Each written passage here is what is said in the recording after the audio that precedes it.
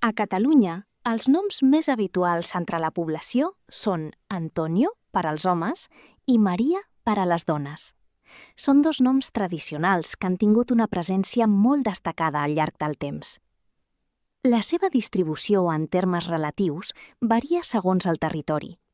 En el cas dels noms d'home, Antonio és especialment present en comarques com l'Alta Ribagorça, el Baix Llobregat i el Vallès Occidental.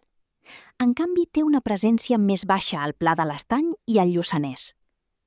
Pel que fa als noms de dona, Maria destaca en comarques com el Priorat i el Ripollès, mentre que és menys habitual al Baix Ebre i al Montsià.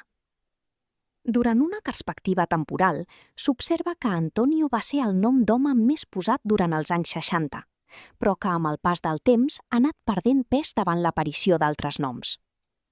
Maria, en canvi, ha estat un dels noms de dona més posats a Catalunya al llarg de generacions, amb una presència elevada i sostinguda en el temps.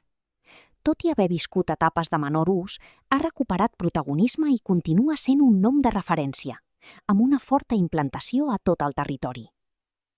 Respecte als residents estrangers, els noms d'home més habituals són Mohamed, entre els residents del Marroc, Andrés Felipe, entre els de Colòmbia, i Marco, entre els residents d'Itàlia. En el cas de les dones, els noms més freqüents són Fàtima, entre les residents del Marroc, Valentina, entre les de Colòmbia, i Maria, entre les residents de Romania.